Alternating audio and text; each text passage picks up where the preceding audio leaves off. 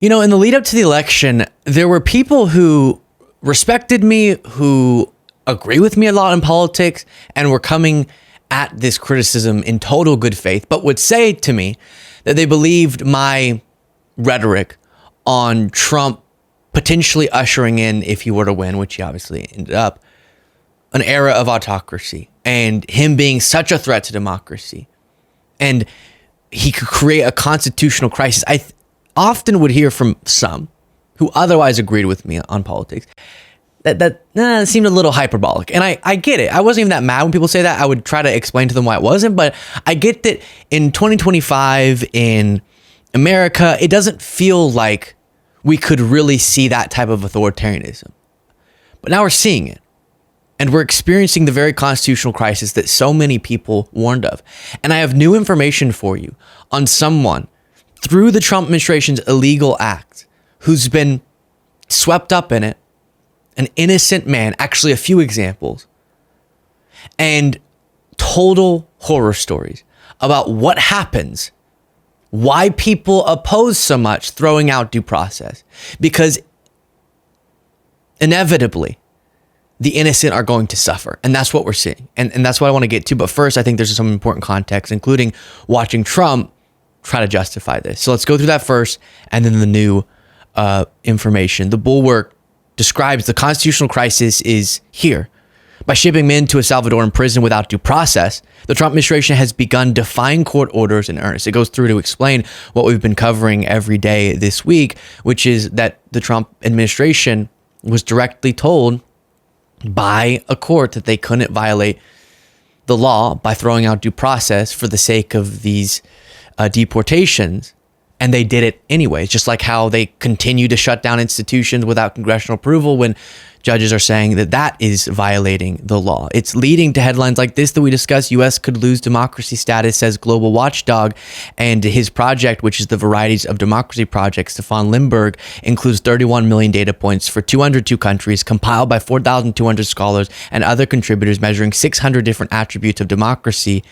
And it says that if 2025 and the Trump administration's actions in it continue like they have, then we could go from being categorized as an electoral democracy to an electoral autocracy. And still, Trump is justifying the behavior. If you appreciate this segment, and we have a lot to go through in it, please do click the subscribe button. Quite the moment to be discussing politics. A chilling era. Here's Trump saying you can't listen to a judge whenever they tell you to do something you don't want to do. Responsible. Now, in this case, Marco Rubio has a lot of big decisions to make, and he's a fantastic person, a great man. I think he'll be our best. I think he has a chance to be our best Secretary of State. He's been doing incredibly. He works so hard. He's gone to so many different countries already. And he's got the authority to get bad people out of our country. And you can't stop that with a judge sitting behind a bench that has no idea what goes on, who happens to be a radical left lunatic. And the judge is, of course, not. But he says you just can't let a judge stop you. And so this is now the justification. The straw man is, the left, they just don't want gang members, violent gang members who are in the country illegally, or other criminals to be held accountable. Obviously, that's false. That's not at all what the argument is.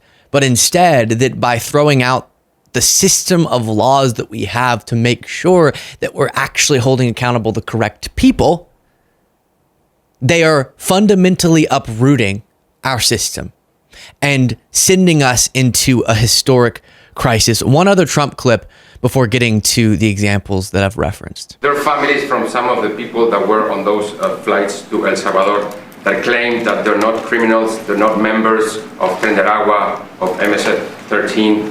What can you tell them, and what guarantees can you give them that everyone in those planes were actual criminals, terrorists, as you said? Well, I was told that they went through a very strong vetting process, and that that will also be continuing in El Salvador. And if there's anything like that, we would certainly want to find out. And we're going to hear from Trump's border czar a little bit later in the segment. Really strange, by the way, his whole delivery, where you're going to see it's kind of disturbing that this is the person tasked with being the immigration enforcement guy. But it's clear that when they talk about vetting, it's identifying or misidentifying tattoos, leading to Aaron Reichlin Melnick writing this. New sworn declarations filed last night confirm the Trump administration sent innocent people to rot in prison in El Salvador, including a professional soccer player tortured by the Maduro regime who entered this country legally to seek asylum and has no criminal record in either country. ABC News also reporting on this. An attorney representing a migrant sent to El Salvador under the Alien Enemies Act says her client was deported due to a soccer logo tattoo, according to court declarations submitted Wednesday night.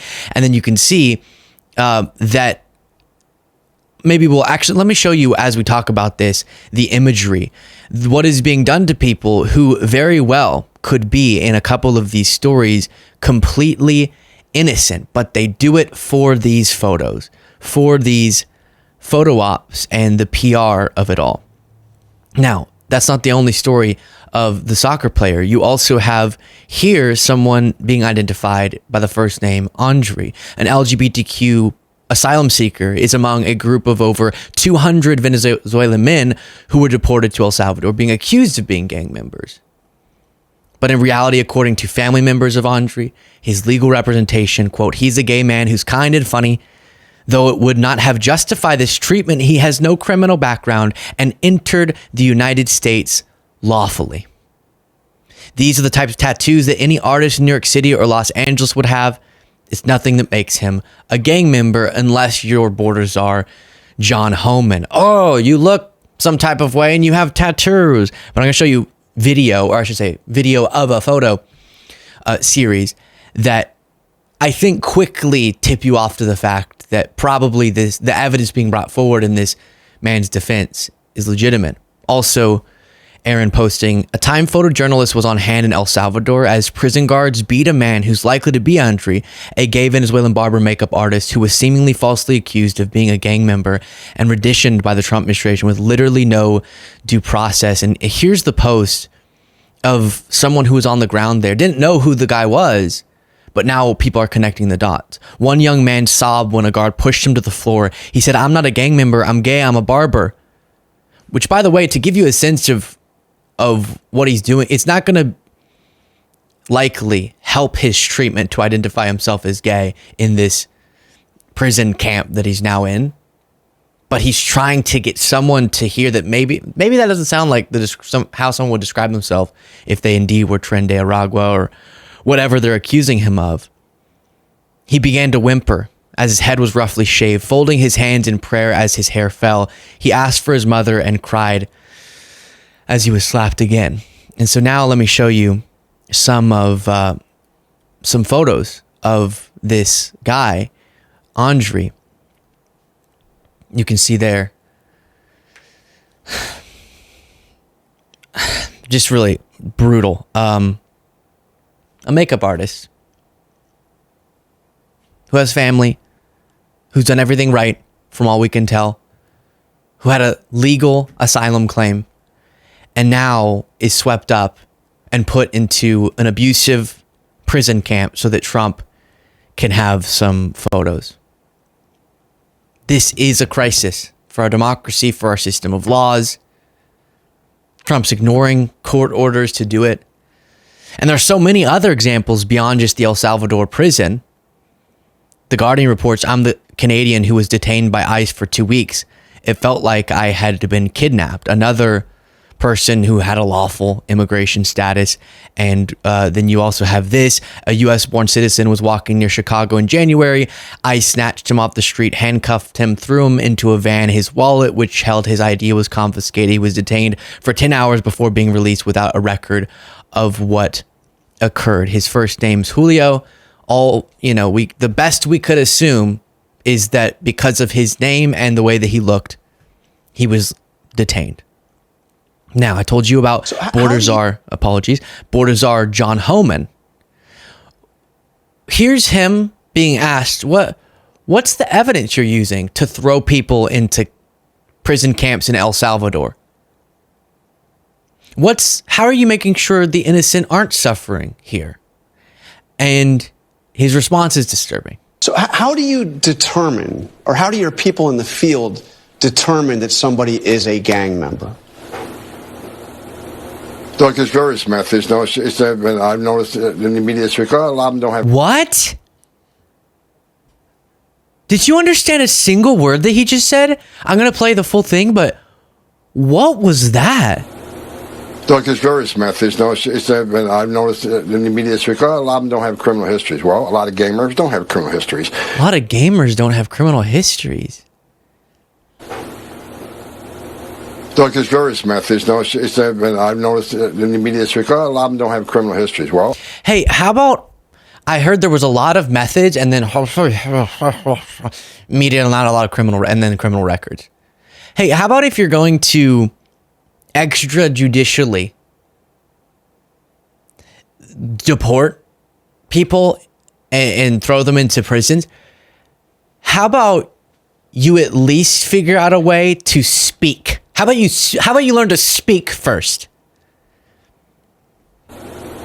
Look, there's various methods. No, I've noticed in the media, a lot of them don't have criminal histories. Well, a lot of gang members don't have criminal histories. Just like a lot of terrorists in this world, they're not in any terrorist database, right? We only know the information what's in databases based on, for instance, most terrorists we arrest that are identified by the U.S. government are later identified through a Title III investigation or through an undercover operation. They're not in any terrorist screening database. We know that. A lot of gang members, I started as a cop in 1984. Many gang members don't have a criminal history. So we have a count on social media. We have a count on surveillance techniques. We have a count on sworn statements from other gang members. We have a count on, wiretaps and Title IIIs. Everything involved with criminal investigations come into play. So just because someone hasn't been arrested and charged with a crime yet, doesn't mean they're a member of a gang.